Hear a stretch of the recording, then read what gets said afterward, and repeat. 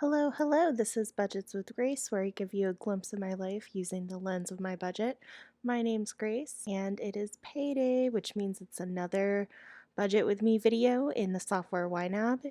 If you don't recognize the software you're seeing, you can try it out using the link in my description below. It's some of the best budgeting software out there. So I'm going to, first of all, I got paid by Creative Circle, which is my W-2 employer, and I got paid for part-time hours. And in addition to that, I'm paying myself through my freelance business to top it off, basically to give myself $1,000 this week of income. And I'm going to click enter now.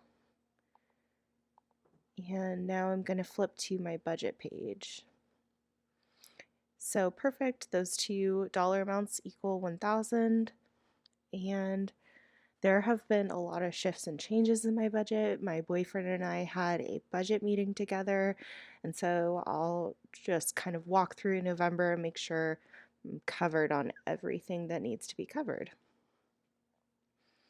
Giving, I donated some paintings and I needed to frame them so that they would basically be at a higher value. They're for a silent auction. So I justified that by taking it out of my giving since it is going to charity, and hopefully like the amount that I put into them will be a lot less than is actually given to the charity that we're supporting.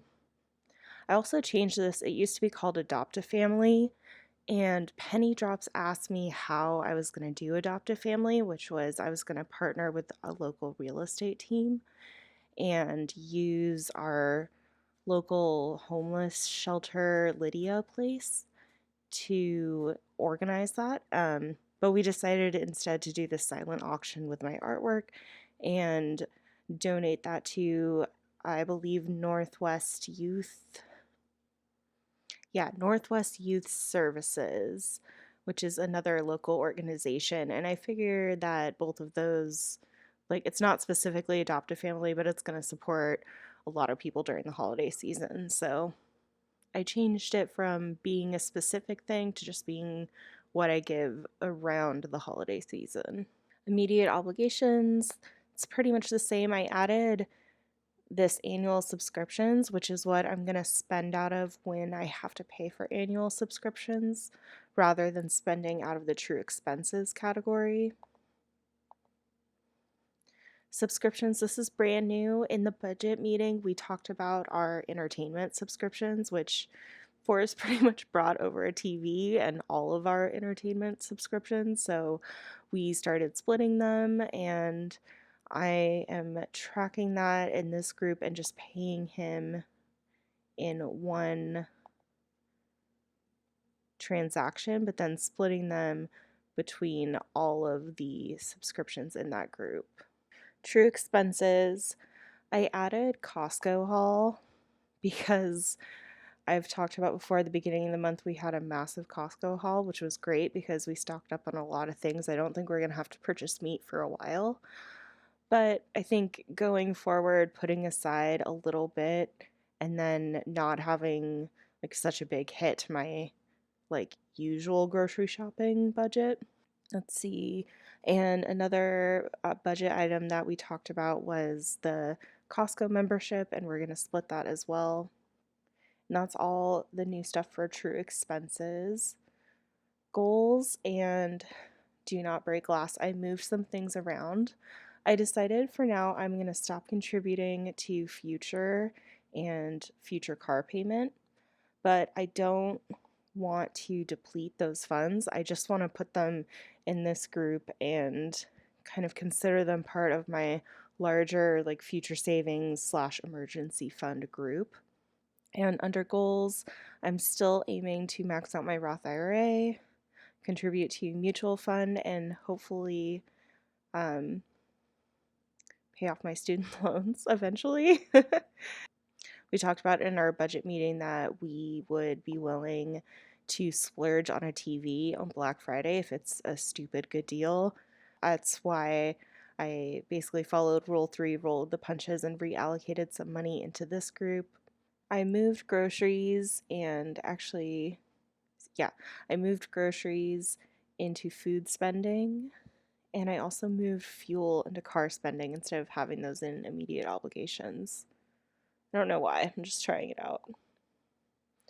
Personal spending, I added Hollow Taco. You might follow Christine on Simply Nailogical, and I totally couldn't resist getting some of her new seasonal polish, and I want to add that in personal spending similar to Me Undie or my games and electronics, where you can put a small amount away each month and then be ready for it.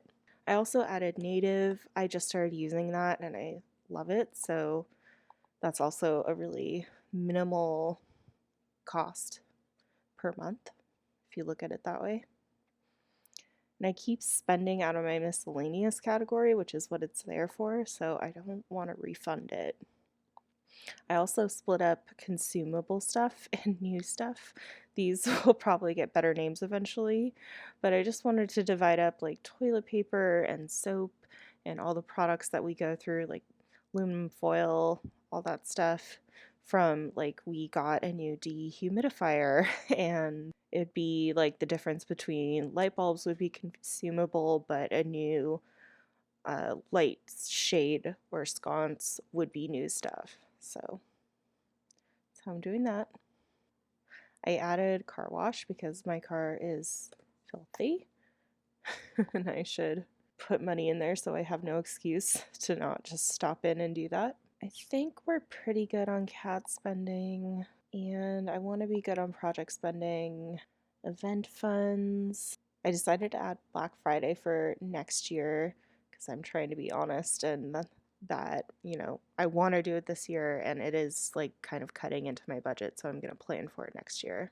Okay, I'm going to move on to December and start all over again. Giving is good. Let's see, immediate obligations, it should be good. I haven't done subscriptions because that's brand new, so I'll just click on underfunded, and that's done. Costco haul, same thing, it's brand new.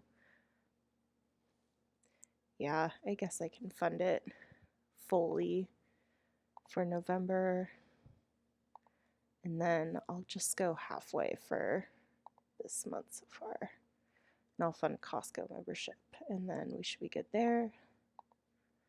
Goals. Come back to this later. Good on do not break glass. Okay, food spending. We'll top off this goal. I'll just take away that little extra cent. Top off these other food goals.